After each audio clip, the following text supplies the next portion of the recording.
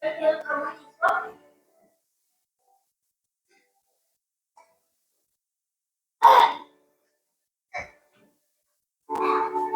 이제 여기 앉으세요. 요리 사진 정리해.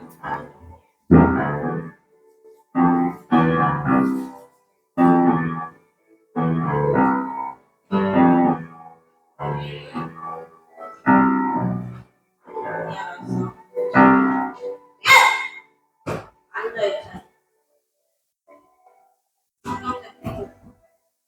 로마서 1장 찾아놔. 뭐야, 어떤 얘기야? 로, 빨리. 요행로. 누가 없는데? 마감로. 방금? 요행로. 같이 요행로.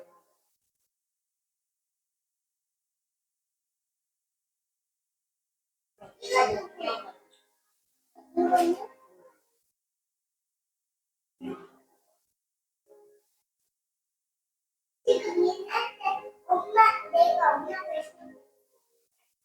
요마서 몇 장? 진짜.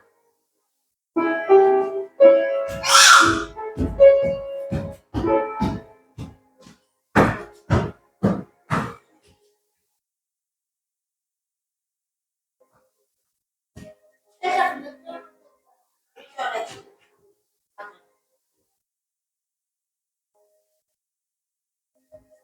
엄마, 이거 봐봐. 나 엄마, 아빠.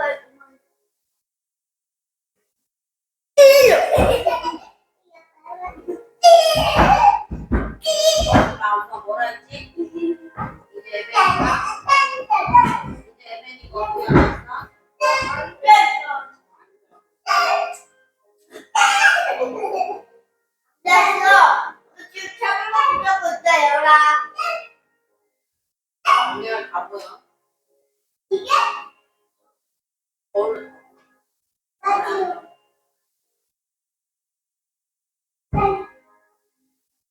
배우라, 없어. 빨리. 배우라. 누가 말 들어야지. 누가 안 들어?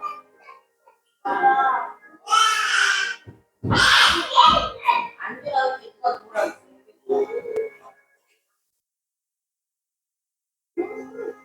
안 돼, 오빠 옆에.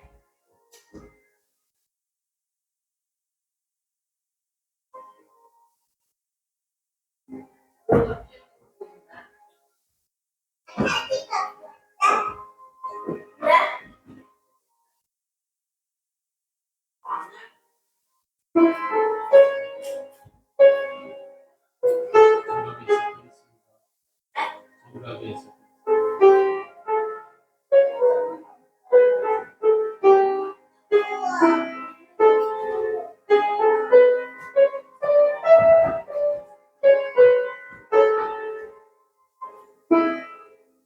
엄마가 오늘 찍어볼게.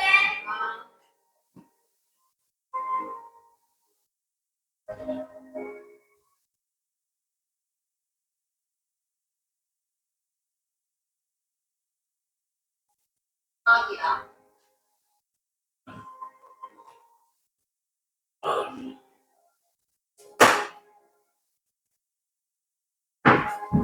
디스커션 안 한다 봐요. 계속 가서.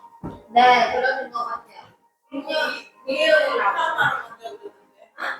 이해는 오전에 파마로 간다고. 네. 아무도 안 왔어요. 그래, 원장님 머리 예쁘게 잘랐어요. 그러니까 예쁘게 잘랐어요. 안녕하세요. 예쁜 두레스도 입고. 아이, 진짜. 예쁘게. 오늘 어른들 두 분 모시고 오늘 물질 노령 갔다가 설거사가 운전. 그러셨구나. 강약 불증으로 신발 처리는 결과가 나왔어. 거기에서.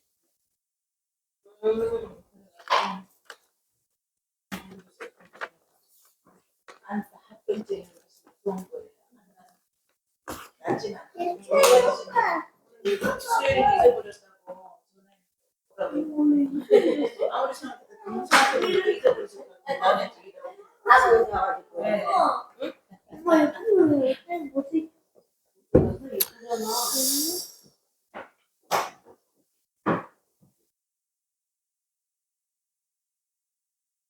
이거 둘이 뽀뽀하고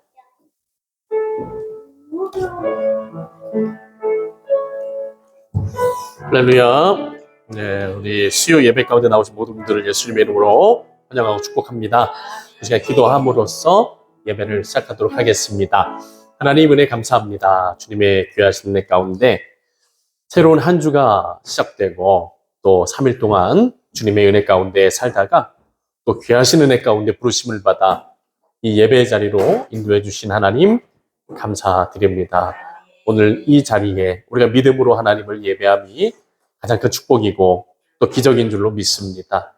하나님 베풀어 주시는 귀한 은혜를 감사함으로 정말 기쁜 마음으로 하나님을 찬송하며 예배하며 하나님께 영광 돌릴 수 있게 하여 주옵소서.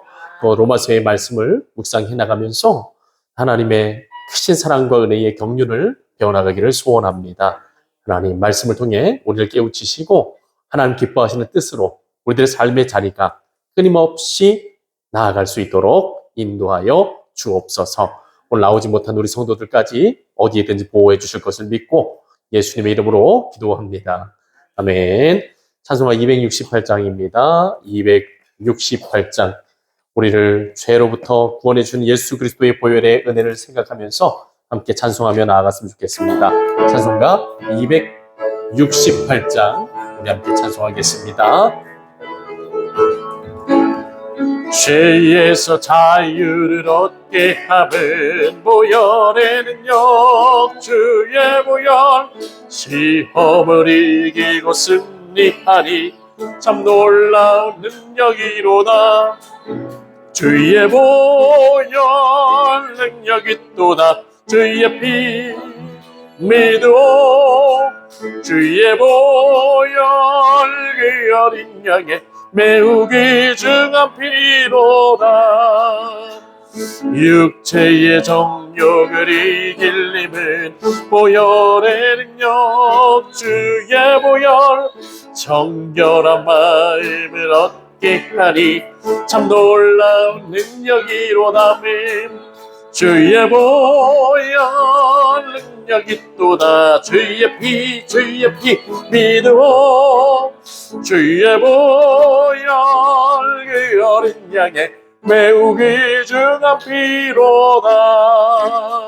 눈보다 더 희게 밝히는 것 내 능력 주의 보혈 부정한 모든 것 밝히시니 참 놀라운 능력이로다. 주의 보혈 능력이 또다. 주의 피 믿어 주의 보혈 그 어린 양의 매우 귀중한 피로다.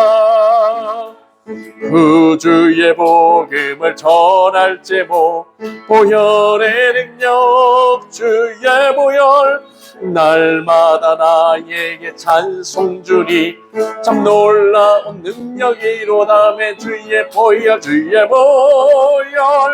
능력이 또다. 주의 피 믿어 주의 보혈 그 어린 양의 매우 귀중한 피로다. 아멘. 예수 그리스도의 보혈의 능력이 우리를 죄로부터 자유케 하시는 줄 믿습니다. 우리를 거룩한 하나님의 사람으로 세워가시는 줄 믿습니다. 그 은혜를 의지하면서 찬송가 360장 이어서 계속 찬송 부릅니다. 찬송가 360장입니다. 360입니다.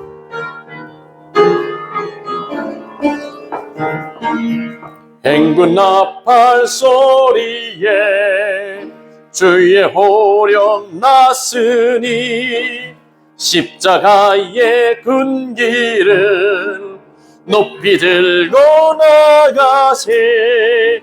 선한 싸움 다 싸우고 의의 면류관 받았으리라. 선한 싸움 다 싸우고 의의 면류관 예루살렘 성에서 멸류관 받으리. 저 요단강 건너 우리 싸움 마치는 날 의의 멸류관 예루살렘 성에서 악한 마귀 권세를 모두 깨쳐버리고 승리하신 주님과 승전가를 부르세. 선한 싸움 다 싸우고 의의 멸류관 받았으리라. 선한 싸움 다 싸우고 의의 멸류관 예루살렘 성에서 멸류관 받으리. 저 요단강 건너 우리 싸움 마치는 날 의의 멸류관 예루살렘 성에서 달려갈 길 다가고 싸움 모두 마친 후 주와 함께 기쁨을 용사들아 누리세. 선한 싸움 다 싸우고 의의 멸류관 받았으리라. 선한 싸움 다 싸우고 의의 멸류관 예루살렘 성에서 아멘. 멸류관 받으리. 저 요단강 건너 우리 싸움 마치는 날 의의 멸류관 예루살렘 성에서. 할렐루야. 우리 가는 믿음의 여정이 많이 힘들고 어렵지만 주께서 상 주시고 또 의의 멸류관 씌워주시는 복된 삶인 줄 믿습니다. 그 귀한 삶을 끊임없이 사모하면서 우리 또 우리들에게 은혜 베풀어 주시는 주님을 바라보며 계속해서 찬송했으면 좋겠습니다. 370장입니다. 370장 주 안에 있는 나에게.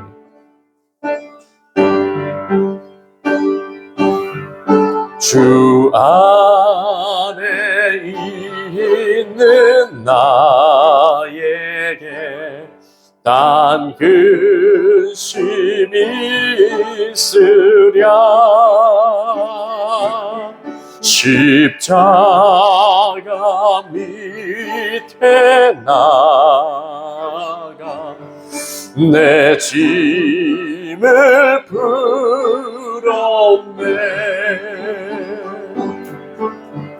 주님을 찬송하면서 할렐루야 할렐루야. 내 앞길 멀고 해도 나 주님만 따라가리. 그 두려움이 변하여 내 기도 되었고 전날에 한숨 변하여 내 노래 되었네. 아멘. 주님을 찬송하면서 할렐루야 할렐루야. 내 앞길 멀고 해도 나 주님만 따라가리. 내 주는 자비하셔서 늘 함께 계시고 내 궁핍함을 아시고 늘 채워주시네.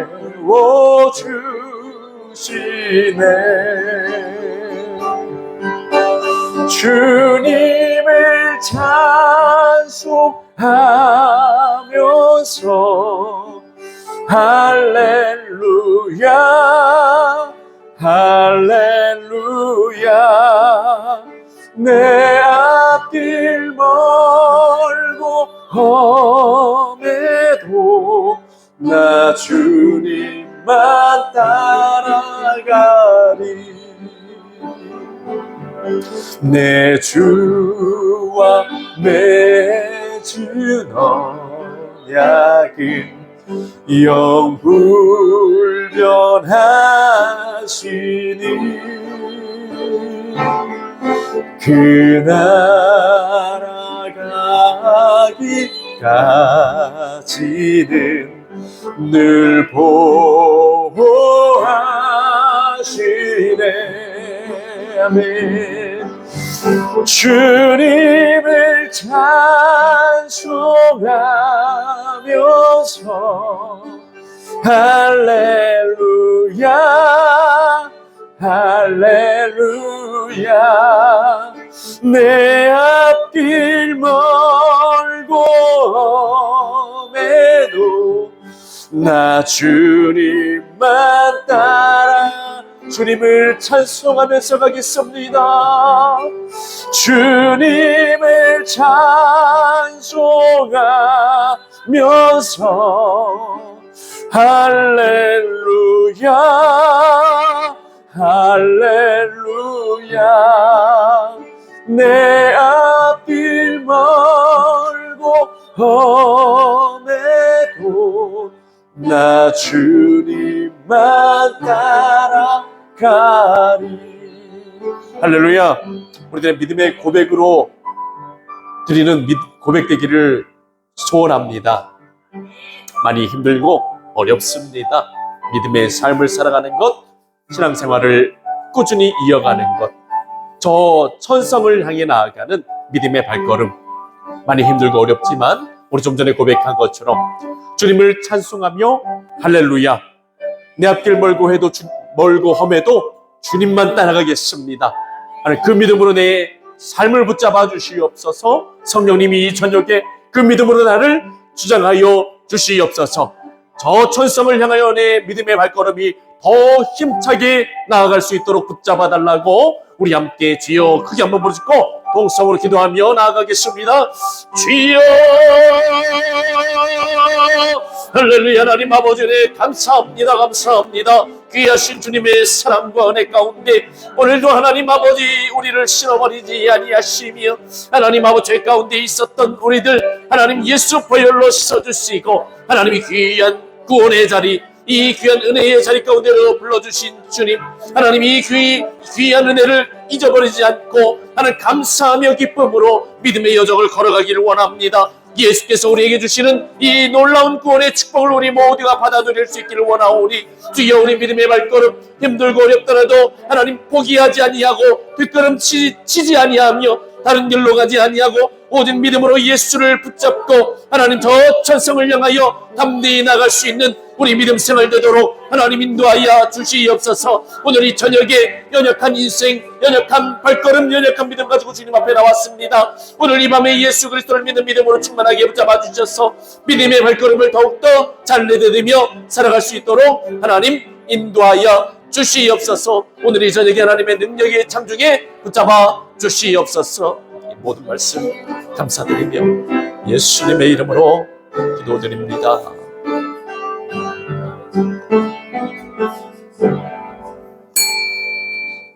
사도신경으로 신앙 고백을 드립니다. 전능하사 천지를 만드신 하나님 아버지를 내가 믿사오며 그 외아들 우리 주 예수 그리스도를 믿사오니 이는 성령으로 잉태하사 동정녀 마리아에게 나시고 본디오 빌라도에게 고난을 받으사 십자가에 못 박혀 죽으시고 장사한 지 사흘 만에 죽은 자 가운데서 다시 살아나시며 하늘에 오르사 전능하신 하나님 우편에 앉아 계시다가 저리로서 산자와 죽은 자를 심판하러 오시리라.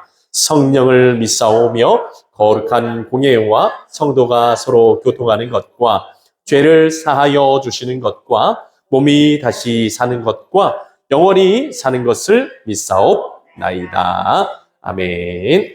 하나님 말씀 함께 보시겠습니다. 하나님 주시는 말씀은 신약 성경 로마서입니다. 로마서 요행롬입니다. 신약 성경 로마서 1장 1절부터 7절까지 말씀 함께 보시겠습니다. 신약 성경 로마서 1장 1절부터 7절까지 말씀입니다. 제가 가진 성경 신약 성경 239쪽에 나와 있습니다. 네, 우리 함께 한 절, 239쪽입니다. 로마서 1장 1절부터 7절까지만 읽겠습니다. 한 절 한 절 교독으로 읽고 마지막 절은 함께 읽습니다. 예수 그리스도의 종 바울은 사도로 부르심을 받아 하나님의 복음을 위하여 택정함을 입었으니 이 복음은 하나님이 선지자들을 통하여 그의 아들에 관하여 성경에 미리 약속하신 것이라. 그의 아들을 관하여 말하면 육신으로는 다윗의 혈통에서 나셨고 그들의 영혼은 죽은 자들 앞에서 부활하라. 능력으로 하나님의 아들로 선포되셨으니 곧 우리 주 예수 그리스도시니라. 그로 말미암아 우리가 은혜와 사도의 직분을 받아 그의 이름을 위하여 모든 이방인 중에서 믿어 순종하게 하나니 너희도 그들 중에서 예수 그리스도의 것으로 부르심을 받은 자니라. 함께 읽겠습니다. 로마에서 하나님의 사랑하심을 받고 성도로 부르심을 받은 모든 자에게 하나님 우리 아버지와 주 예수 그리스도로부터 은혜와 평강이 있기를 원하노라. 아멘. 할렐루야. 네, 우리 지난 수요일부터 로마서 성경 말씀을 강해로 함께 이렇게 묵상해 나가겠다라고 하고, 네, 지난 시간에 로마서의 배경에 대해서 함께 나눴습니다. 네, 지난 시간 로마서가 기록된 상황 우리가 살펴보면서 로마서의 저술 배경에 대해서 함께 나눠봤는데, 지난 시간 나누었던 내용 간단하게 좀 정리해보면 이 로마서는 누가 작성한 책이죠? 사도 바울이라는 사도 바울에 의해서 기록된 서신으로, 서신이 뭡니까? 편지. 네, 서신 편지로서 바울이 3차 전도 여행을 하는 도중에 약 AD 57년경 이 고린도 지역에 3개월 정도의 시간을 머물면서 로마 교회에 보낸 편지가 어떤 책이라고요? 로마서다 라는 겁니다. 다시 한번 정리해 볼게요. 저자 누구라고요? 사도 바울이 몇 차 전도여행 때요? 3차 전도여행. 바울이 그의 생애 동안에 3번의 전도여행을 떠났는데 1차, 2차, 3차. 3차라고 하면 몇 번째 여행인 거예요? 마지막. 바울이 마지막으로 했던 전도여행 거의 끝날 무렵에 어느 도시에 머물게 되었다고요? 고린도라는 도시에 머물게 됐는데 그때 한 3개월 정도 머물면서 이 로마 교회에 편지를 보낸 것이 로마서다라는 겁니다. 그래서 바울이 로마 교회에 서신을 보낸 이유에 대해서 우리가 2가지로 한번 나눠봤죠. 첫 번째 이유는 뭐라 그랬습니까? 복음에 대해 깊이 있는 이해와 정립이 로마 교회에 반드시 필요한 상황이었기 때문에 썼다라고 했죠. 우리 같이 한번 해보죠. 로마 교회에 복음에 대하여 깊이 있는 이해와 정립이 필요했기 때문에 이 로마서를 썼습니다, 여러분. 그래서 이 로마서의 내용을 쭉 읽어보면 뭐에 대해서 아주 상세하게 기록하고 있느냐? 예수 그리스도의 복음이 무엇인가? 예수 그리스도를 믿는 것. 그리고 또 예수 그리스도를 통해서 나타난 하나님의 의가 무엇인지, 일어난 역사가 무엇인지, 그리고 구원이 무엇인지, 믿는 자들이 어떻게 살아가야 되는지, 이 중요한 복음의 아주 중요한 내용들을 바울이 이 로마서를 통해서 작성했다는 거예요. 이 로마 교회는 여러분 복음에 대한 깊은 이해와 지식을 가지고 있었던 사도들에 의해서 세워진 교회가 아니었습니다. 이 로마 교회는 오순절 마가의 다락방에 성령님이 임하신 뒤에 그 중에 이 사도들이 이제 그때 예수님의 제자들이 성령을 받고 나가서 예루살렘에 나가서 담대하게 하나님의 복음을, 예수 그리스도의 복음을 전했을 때 베드로가 이렇게 복음을 전하니까 몇 명이 하루에 몇 명이 회개하고 돌아왔다 그래요? 3,000명이 회개하고 막 돌아오는데 그 3,000명의 사람들 중에 누가 있었냐? 바로 디아스포라 유대인, 로마 지역에 거주하고 있었던 디아스포라 유대인들이 오순절을 지키러 내려왔다가 베드로의 설교를 듣고 회심하게 된 거예요. 그러니까 이 디아스포라 유대인들이 회심하고 예수를 믿고 어디로 돌아갔어요? 로마로 돌아가서 세운 교회가 로마 교회였습니다. 여러분 근데 중요한 건 설교 한 편 듣고 회심한 것으로 복음을 깊이 이해하고 그것에 대한 지식을 알 수 있게 되었을까요? 아니죠. 여러분 설교 한 편 듣는다고 복음이 통달이 되고 그렇지 않습니다. 네. 즉 로마 교회를 세웠던 이 개척 세력인 이 회심한 디아스포라 유대인들, 복음에 대한 깊이 있는 이해나 지식이 없었던 사람들로서 그런 사람들이 개척한 교회였기 때문에 뭐가 약해요? 복음에 대한 지식이 약하고 복음에 대한 이해가 약한 상황이었던 것이에요. 이로 인해서 로마 교회는 유대인 그리스도인들과 이방인 그리스도인들 간에 복음에 대한 잘못된 이해가 있었고 또 잘못된 이해로 인해서 발생하는 입장 차이가 발생했어요. 그로 인해서 이 로마 교회에는 유대인 그리스도인들과 이방인 그리스도인들 간의 분쟁과 갈등이 점점 심각해지고 있는 상황이었습니다. 그리고 또 한 가지 첨언해야 될 것은 뭐냐면 이런 유대인 그리스도인들과 이방인 그리스도인들 간의 분쟁 가운데에는 당시 교회 공동체를 공격했던 유대인들의 교리 공격이 있었다라는 겁니다. 같이 한번 해보시죠. 유대인들의 교리 공격.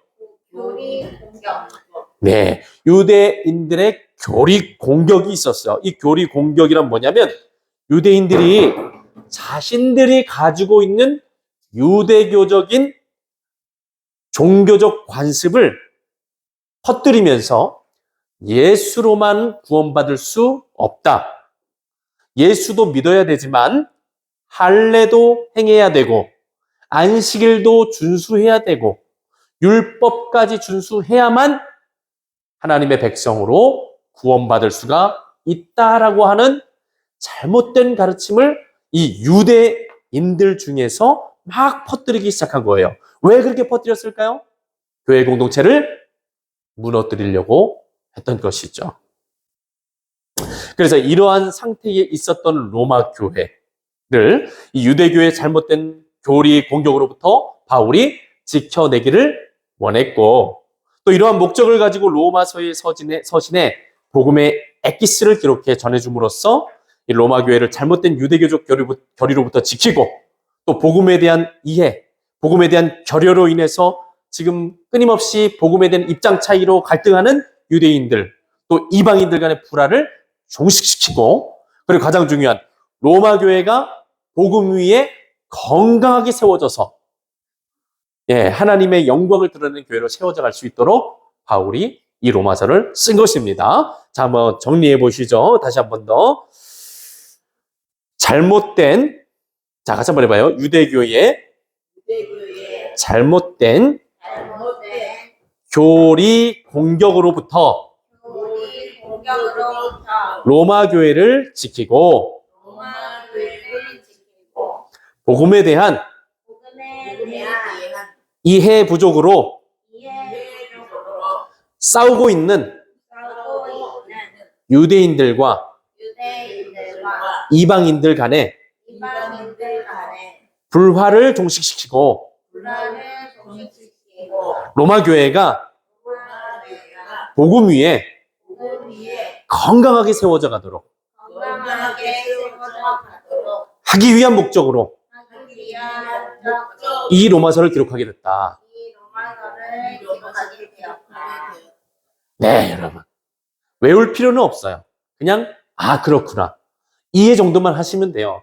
아, 이 로마서는 책이 이런 배경과 상황 안에서 바울이 어떤 목적을 가지고 썼구나.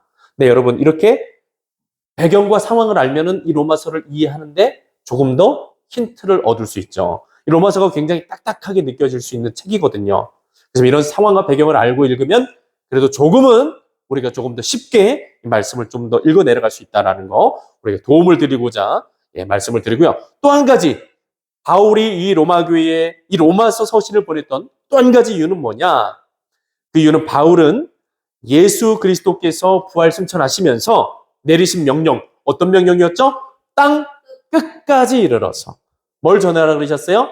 복음을 전하라 라고 하신 이 지상 명령을 수행하기 위해서 이 로마서를 작성했다라고 했죠. 여러분, 바울 당시 시대 사람들에게 땅 끝은 어느 나라라고 했죠? 서바나. 우리 같이 한번 해보죠. 땅 끝. 서바나. 네, 이 서바나는 오늘날의 스페인을 말합니다. 스페인. 네. 그래서 바울은 그때 당시 땅 끝이 서바나, 스페인이라고 생각했기 때문에 그 생각을 가지고 예수님이 내리신 그 명령, 땅 끝까지 이르러 복음을 전파하라 라고 하신 그 하나님의 명령, 예수님의 이 명령을 수행하기 위해서 이 로마 교회에 편지를 썼던 거예요. 그때 당시 사도들이 특별히 이 사도 바울이 이방 지역을 선교할 때 항상 전초 기지로 삼았던 교회들이 있습니다. 대표적으로 수리아 안디옥 교회라는 교회가 있는데 그 교회가 이방 지역으로 바울이 선교하러 나가는 데 있어서 굉장히 중요한 역할들을 많이 해줬어요. 그러니까 바울 혼자 힘으로 이방 지역에 가서 선교하는 게 여러분 쉽겠습니까? 어렵겠습니까? 어렵죠. 완전히 복음을 배척하고 또 완전히 반대하는 사람들도 많고 여러 가지 도움이 필요한데 이 모든 어려운 것들을 도와주는 기지가 되어주는 그런 교회들이 있었기 때문에 바울이 이 이방 선교를 잘 해나갈 수 있었어요. 근데 이제 서바나라는 지역, 그때 당시 이 사람들이 땅끝이라고 생각했던 서바나 지역의 복음을 전하기 위해서 전초기지로서 아주 중요한 위치에 있었던 교회가 어떤 교회라는 거예요? 로마 교회라는 거죠, 로마 교회.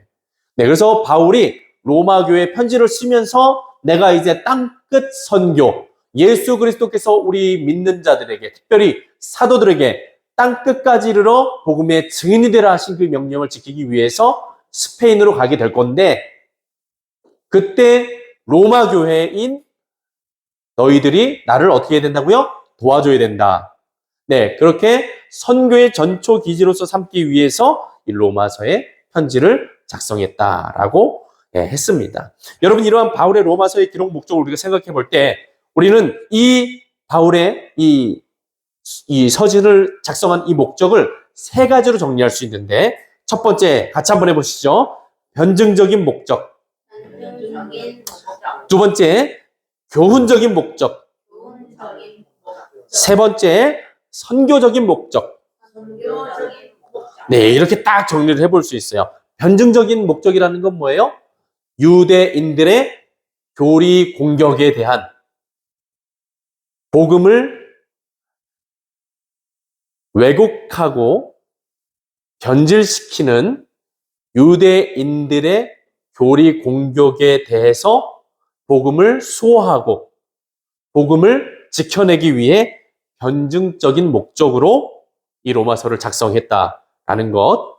그리고 교훈적인 목적은 무엇입니까?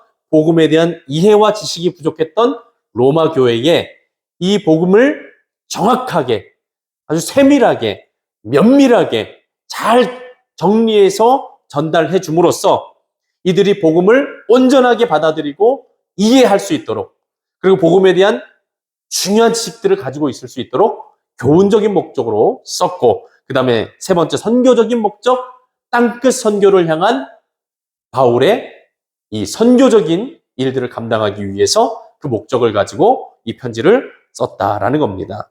여러분, 우리가 이 바울에 의해서 이러한 목적으로 기록된 로마서를 묵상함으로써 우리는 당시 로마 교회가 당했던 유대교의 외부적인 공격과 그로 인해 발생했던 내부적인 갈등에 대해 깊이 이해할 수 있고, 그리고 또 바울이 이러한 문제들을 해결하기 위해서 그들에게 전해주었던 이 복음을 통해서 우리 역시도 무엇을 깨달을 수 있습니까?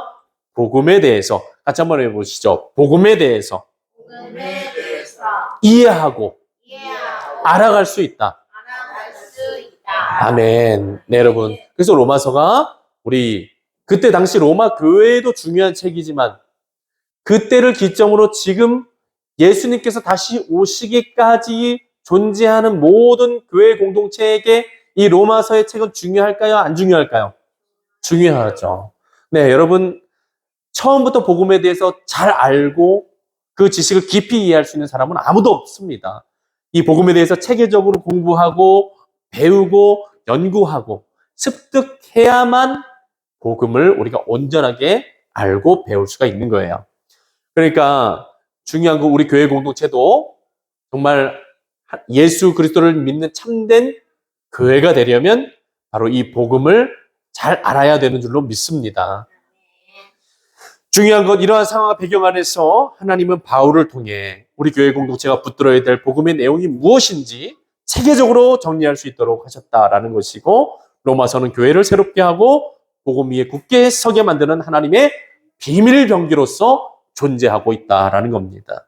자, 오늘 이 시간부터 이제 로마서의 말씀을 이제 함께 묵상해 나가려고 하는데, 오늘은 그 첫 번째 시간으로서 로마서의 1장 1절부터 7절까지 말씀 함께 나누려고 합니다. 먼저 로마서 1장의 구성을 한번 좀 살펴보면 1절부터 7절까지 우리 한번 성경책을 보실까요? 로마서의 1장 1절부터 7절까지 눈으로 한번 보시면 맨 위에 상단에 뭐라고 적혀 있죠? 빨간 글씨로 인사. 네, 그래서 1절부터 7절까지는 로마 교회에 대한 바울의 인사의 말이 기록되어져 있고, 편지니까 여러분 당연히 편지를 여러분 시작할 때 어떤 말로 시작하죠?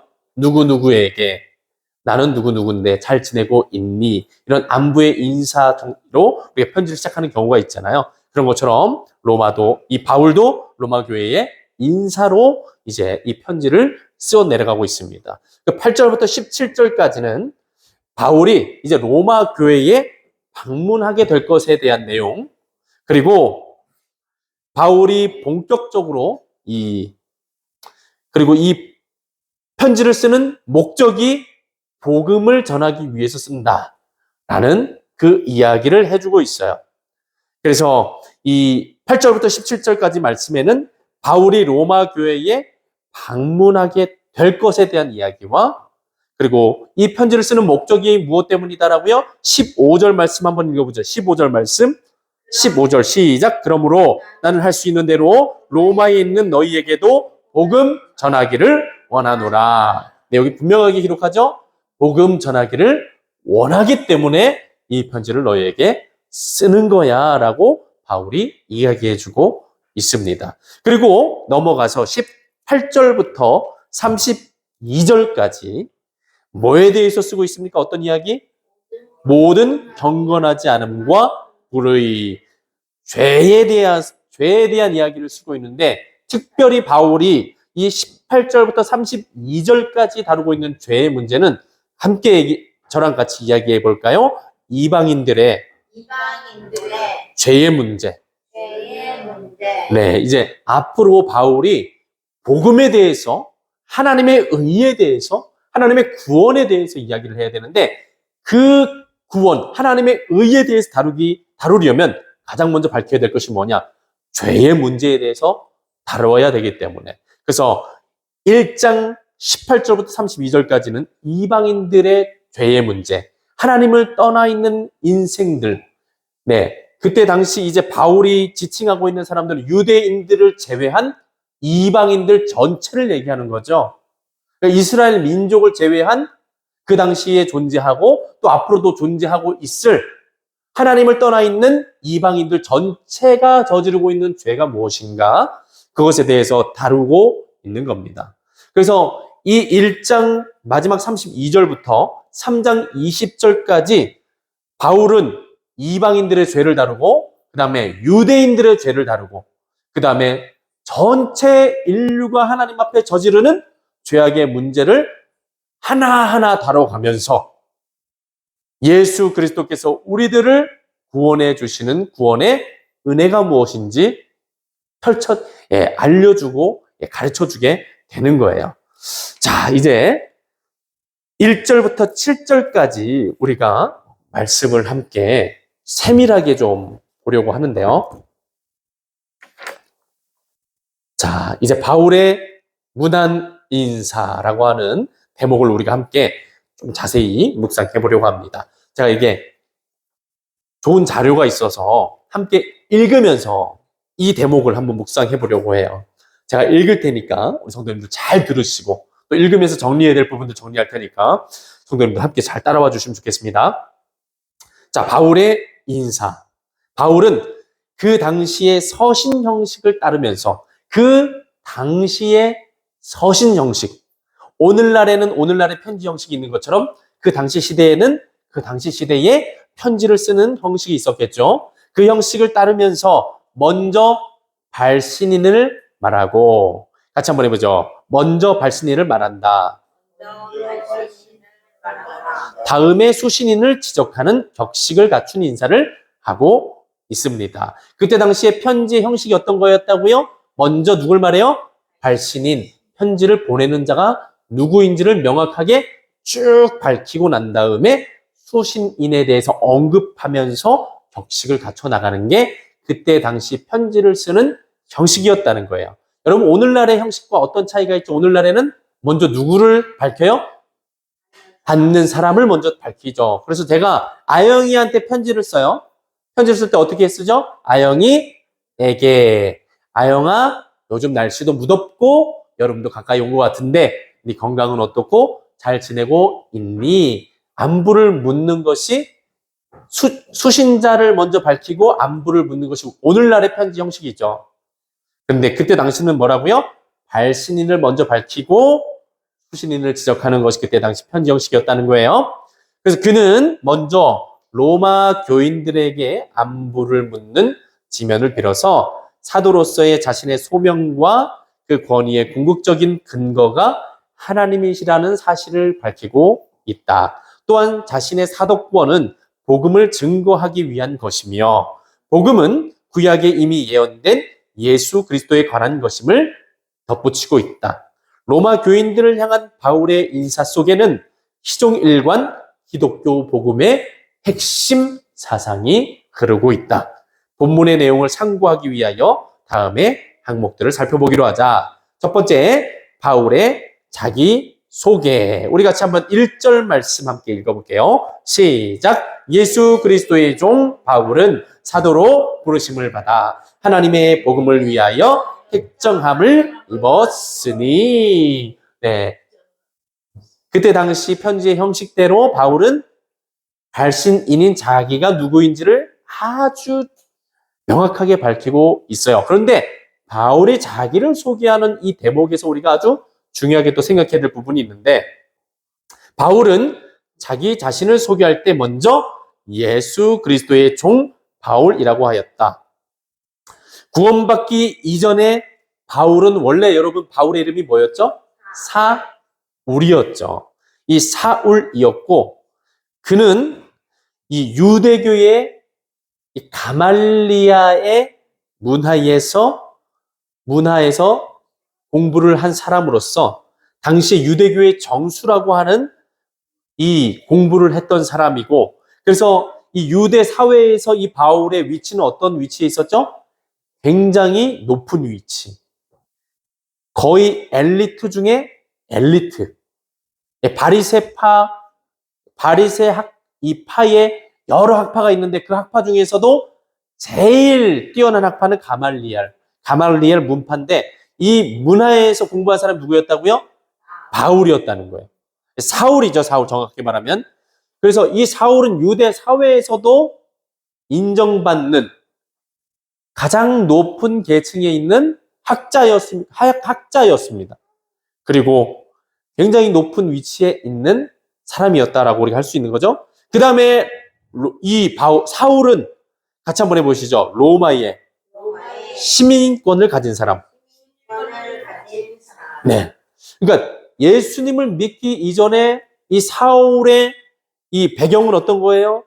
유대의 가말리엘 문화에서 이 학문을 연구하고 공부해서 그 당시 유대 사회에서 굉장히 높은 고위 계층에 있었던 사람이고, 그 다음에 로마 시민권을 가진 이방 세계에서도 가장 최고의 신분으로 여겨지던 로마의 시민권을 가진 사람이었습니다.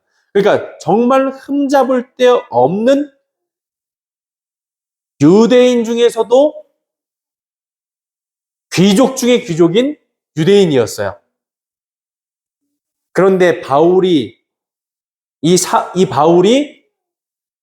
로마 교회에 자기 소개를 할 때 어떻게 표현하고 있어요?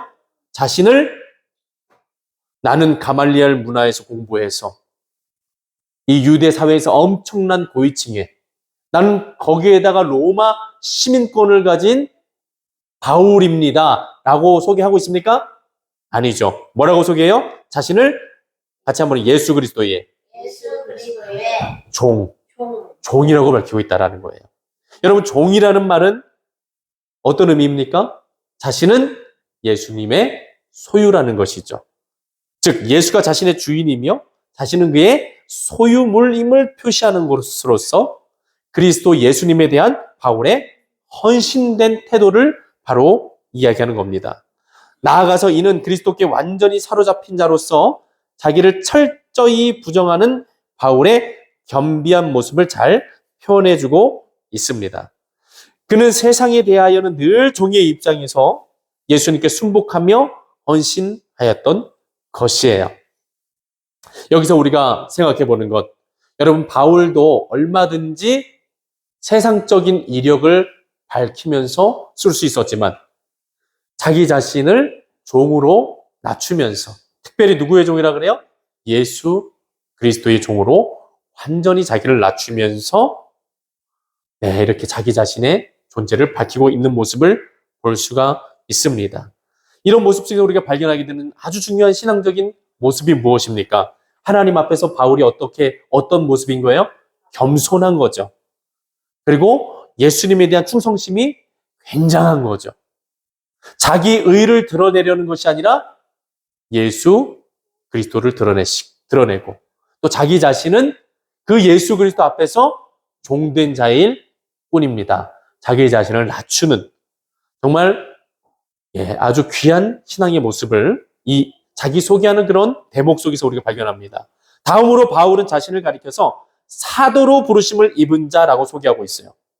그는 그의 신분이 비록 비천한 종이나 직무에 있어서는 복음을 위하여 하나님께로부터 소명을 받아 파송된 사도임을 밝힘으로써 자신의 영적 권위를 이야기해 줍니다. 그리고 그는 구원의 복음을 선포하고 전하는 일을 위하여 구별된 존재라고 자기를 이야기하고 있는 겁니다. 다시 말해 바울의 사도됨은 자의에 의한 것이 아니라 하나님에 의한 것이며, 우연히 된 것이 아니라 하나님의 계획 안에 있음을 바울은 밝히고 있는 겁니다. 원래 바울은 여러분 어떤 사람이었습니까? 복음을 전하는 자였습니까? 복음을 회방하는 자였습니까? 복음을 회방하는 자였죠. 그는 청년 시절에 유대교적인 열심 때문에 기독교를 무자비하게 박해했으며 스데반을 돌로 쳐 죽이는 일에 배우 역할을 한 사람도 바로 그였습니다. 죄인 중에 괴수였던 사울이 이렇게 변해서 바울이 되고 예수 그리스도의 종이 되며 부르심을 받아 복음의 사도가 되었다는 것은 자신의 공로에 의한 것이 아니라 누구의 은혜? 예수 그리스도의 은혜라고 바울은 고백하고 있어요. 5절 말씀 함께 읽어보시죠. 그로 말미암아 우리가 은혜와 사도의 직분을 받아라고 이야기하고 있습니다. 그가 누구예요? 여기서 말하는 그로 말미암아, 예수로 말미암아 은혜로 사도의 직분을 받게 되었다. 그래서 자신의 공로에 의한 것이 아니라 전적인 그리스도의 은혜로 바울은 사도가 되었음을 고백하고 있다. 이 사도는 여러분 무엇을 하는 사람이라고 밝히고 있어요?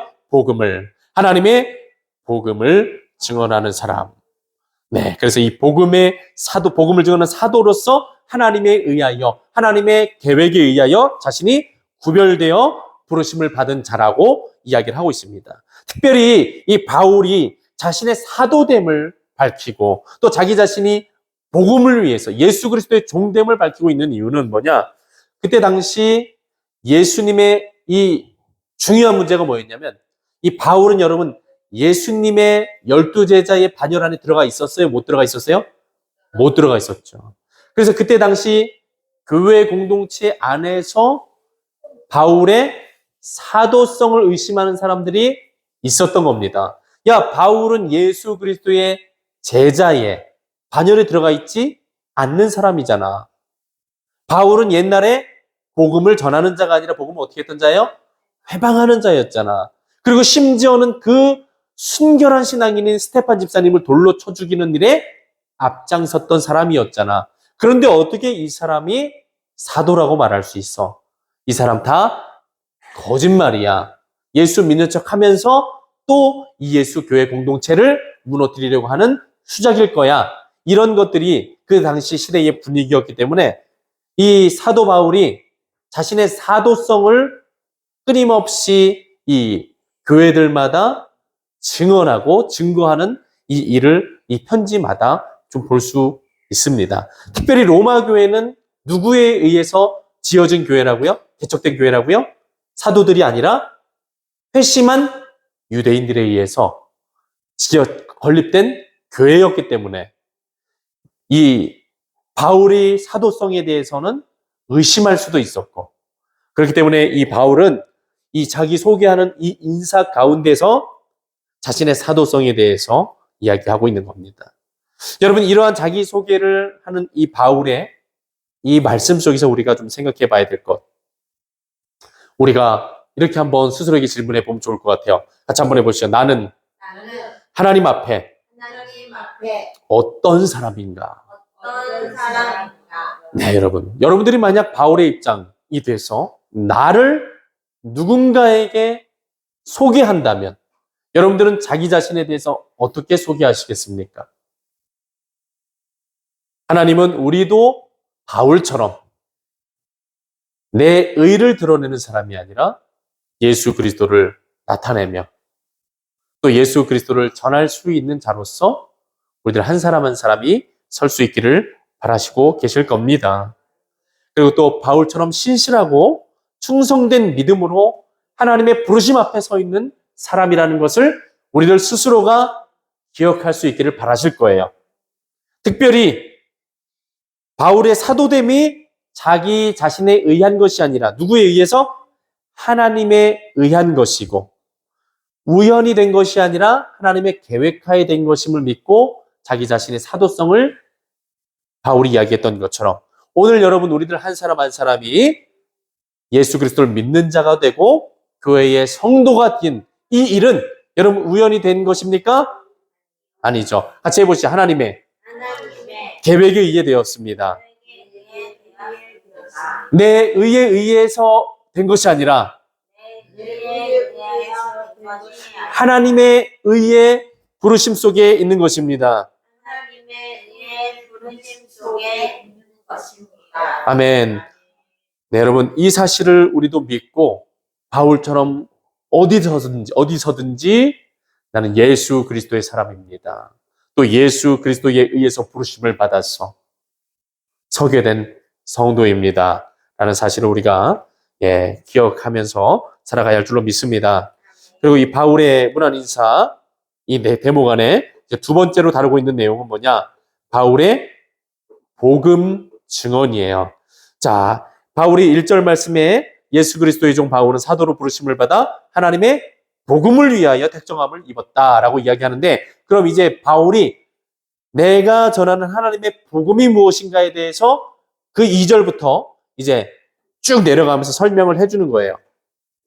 먼저 자신을 간단하게 소개한 바울은 이제 예수 그리스도에 대해서 언급한다. 한마디로 복음은 하나님의 아들 예수 그리스도에 관한 것인 바. 같이 한번 해보자. 복음은 한마디로 하나님의 아들 예수 그리스도에 관한 것이다. 네, 여러분 복음은 예수 그리스도이십니다. 아멘. 바울은 이 복음이 구약 성경에서 선지자들을 통해 미리 약속해 준 것임을 밝힘으로써 복음의 역사성을 설명하였다. 우리 2절 첫 대목 한번 읽어보시죠. 시작. 이 복음은 하나님이 선지자들을 통하여, 누구를 통하여? 선지자들을 통하여. 네, 구약 성경에서 하나님의 뜻을, 하나님의 말씀을 선포하던 사람들이 누구였어요? 선지자들이었죠. 특별히 하나님께서 선지자들을 통해서 하셨던 일이 무엇입니까? 오실 메시아, 영원하신 하나님의 나라를 세워가시고 완성시키시는, 하나님의 통치와 다스림을 실현시키는 메시아, 다윗의 혈통에서 나는 왕적인 메시아. 네, 그 메시아를 누가 예언했어요? 하나님이 특별하게 부르셔서 세우신 선지자들이었죠. 그러니까 예수님이라는 분은 구약 성경에서 그 선지자들을 통해 미리 약속해 주신 것이 실현된 분이 누구라는 거예요? 예수 그리스도시다. 그래서 따라해 봅시다. 복음의 역사성을 밝히고 있다. 네, 여러분, 복음은 여러분 역사인 줄로 믿습니다. 예수님은 실제적으로 이 땅에 인간의 몸을 입고 오셔서 실제적으로 하나님의 구원의 역사를 이루신 분이다라는 것을 믿으실 수 있길 바랍니다. 그래서 복음은 이스라엘 백성의 타락한 하나님의 임시적인 방편이 아니라 하나님의 약속에 의거한 역사적인 사실이다라는 겁니다. 인간이 요청하기 전에 하나님께서 능동적이고 무조건적인 사랑으로 창세전에 예수 그리스도를 통한 구원의 길을 계획하시고, 언제부터요? 창세 전부터 예수 그리스도를 통한 구원의 길을 계획하시고 옛적의 선지자들로부터 여러 부분과 여러 모양으로 말씀하시며 준비해 오시다가 이제 때가 되매 그 실체인 누구를 보내주셨어요? 아들이신 예수 그리스도를 이 땅에 보내주신 것입니다.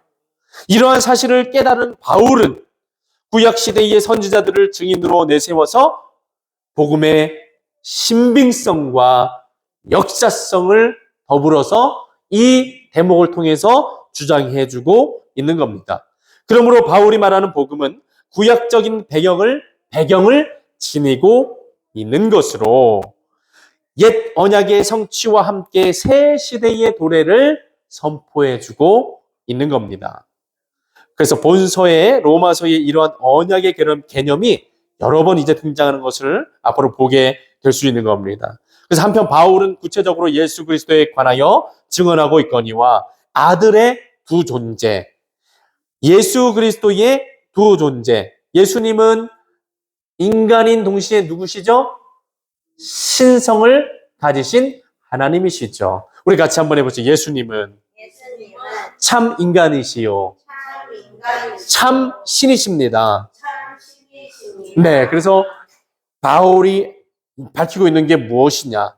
예수 그리스도께서는 다윗의 혈통으로 나셨지만 성결의 영으로는 죽은 자들 가운데서 부활하사 능력으로 하나님의 아들로 선포되신 신이시다, 하나님이시다라고 두 가지에 대해서 밝히고 있는 겁니다. 예수님의 인성과 신성. 그래서 하나님의 아들은 막연히 관념적인 분이 아니라 실제적으로 인간이시며 또 동시에 신이신 모습으로 성육신하셔서 이 땅에 나타나신 분이다라는 겁니다. 바울이 말하는 아들은 먼저 육신적으로는 다윗의 혈통으로 나신 분이고 또 이 아들은 인간적 유래를 해명하는 부분으로 여기에 특별히 다윗의 이름이 언급된 것은 메시아가 다윗의 후손이 될 것이라는 구약의 예언 때문이다 라는 것을 밝히고 있어요. 그 중요한 건 이 당시 시대에 이 초기 이제 기독교가 교회 공동체가 세워져가는 이 시점에 등장했던 이단 중에 같이 한번 해보죠. 영지주의. 네, 이 영지주의는 예수님의 신성은 인정하지만 인성은 부정하는 자들이에요. 우리의 구원자 되시고 메시아 되시는 예수님이 부정한 인간의 몸을 입고 태어나셨다는 것은 거짓말이다. 네, 그래서 예수님의 인성은 사실이 아니다라고 이야기하면서 잘못된 가르침을 가르쳤던 영지주의라는 이단이 있었습니다. 그러니까 이 당시 이 서신에서 예수님의 인성과 신성을 밝히는 일은 굉장히 중요한 일이었다라는 거예요.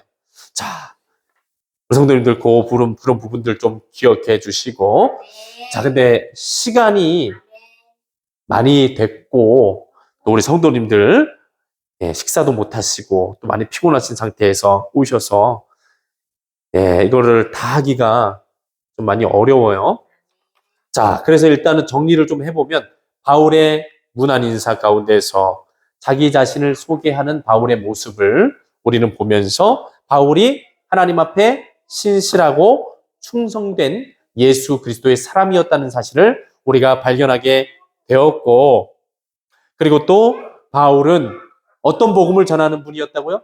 어떤 복음을 전하는 사람이었다고요? 예수 그리스도께서 복음이시다라는 사실을 전했다라는 것을 우리가 이 말씀을 통해서 배우게 됩니다. 그래서 바울은 예수님을 전하는데 예수님의 역사성, 복음의 역사성과, 그래서 이 복음은 신빙성이 있는 복음이다. 구약에 예언된 예언들이 예수 그리스도를 증언하고 있다. 이 사실을 밝히면서 로마 교회 교인들에게 복음에 대해서 중요한 내용들을 어떻게 하고 있어요?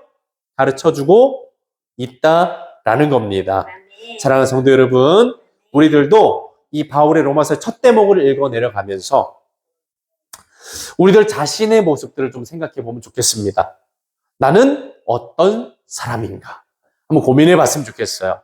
나는 예수 그리스도를 믿는 믿음의 성도라고 하지만 정말 바울처럼 예수님 앞에서 참으로 자기 자신의 의로움을 내세우지 않고 자기를 부인하고 정말 하나님의 뜻에 따라 십자가를 지고 예수님을 따르는 믿음의 삶을 살아가고 있는가? 바울처럼 말이에요. 한번 우리 스스로의 신앙을 좀 돌아봤으면 좋겠고, 그리고 또 우리가 믿는 복음이 무엇인가? 그것은 예수 그리스도라는 사실. 특별히 어떤 예수요? 같이 해보시죠. 역사적 예수. 참 신이시면서 참 인간이신 성육신하신 예수님. 아멘. 이 복음을 우리가 기억할 수 있었으면 좋겠습니다. 믿을 수 있었으면 좋겠습니다. 그래서 여러분, 예수님은 참 신이시면서 인간이시기 때문에 어떻게 될 수 있었던 거예요? 십자가에 달려 죽으실 수도 있으셨던 것입니다. 여러분, 예수님의 죽음이 진짜입니까? 가짜입니까? 진짜라는 것이에요. 예수님이 진짜 십자가에 달려 죽으셨습니다. 누구 때문에요? 우리들을 모든 죄로부터 구원해 주시기 위해서.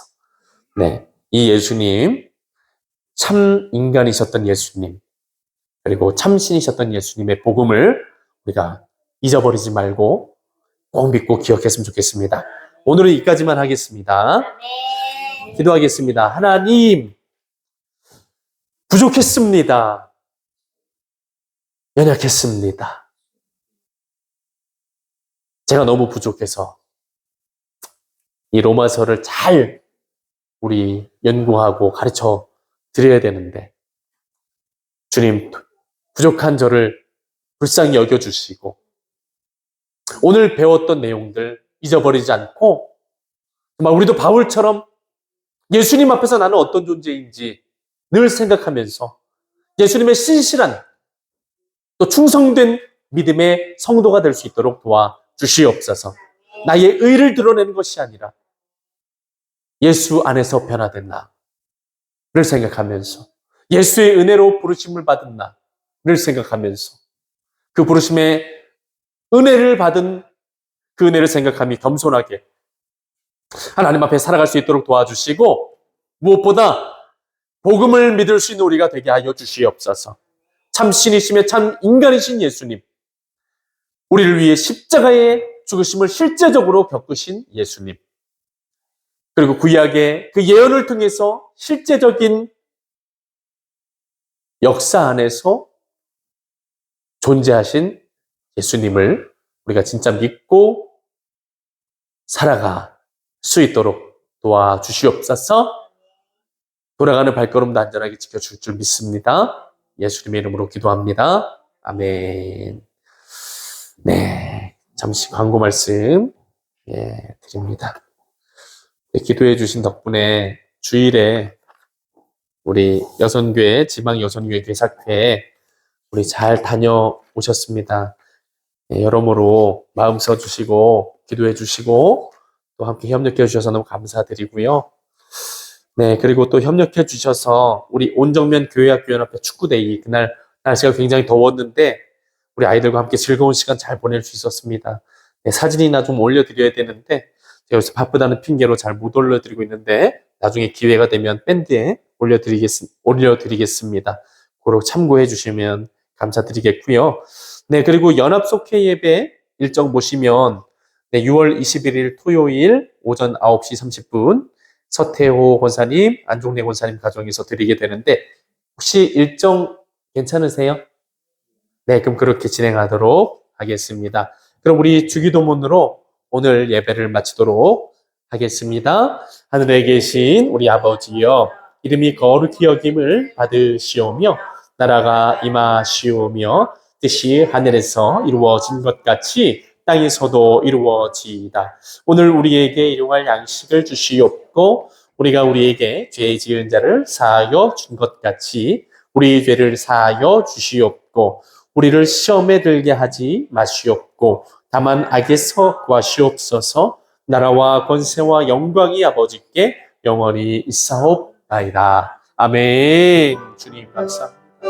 영광 받으시고 부족한 우리들 더 믿음으로, 더 복음으로 하나님 기뻐하신 뜻으로 우리들 한 사람 한 사람을 인도하여 주시옵소서. 로마서의 말씀을 통해서 하나님의 살아 역사하신 또 하나님 예수 그리스도의 참된 복음을 우리가 온전히 정립하는 복된 시간이 이어질 수 있도록 도와 주시옵소서. 주님 감사합니다. 감사합니다. 감사합니다.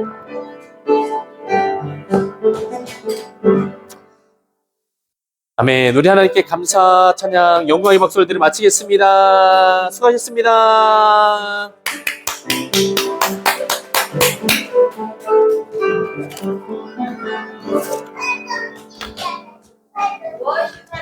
아유, 오늘도 고생 많으셨죠, 원사님? 안녕하세요, 원사님. 네, 오, 이제 손 다 푸셨네요? 오, 야. 야. 아빠, 비켜줘봐. 야. 어유, 잘 됐네요, 그래도. 아프진 않으세요? 예, 시금시금해요. 지금 하셔? 예, 아유, 또 그래도 비 오고 이러면 또 고생 많으셨습니다. 치료받으시느라고 아주. 예. 예, 위에 아야. 만져주래. 원사님. 원사님, 주일에 어떻게 교육 잘 받고 오셨어요? 네. 많이 어려우셨죠? 힘들었어요. 그러니까 하루 종일 그냥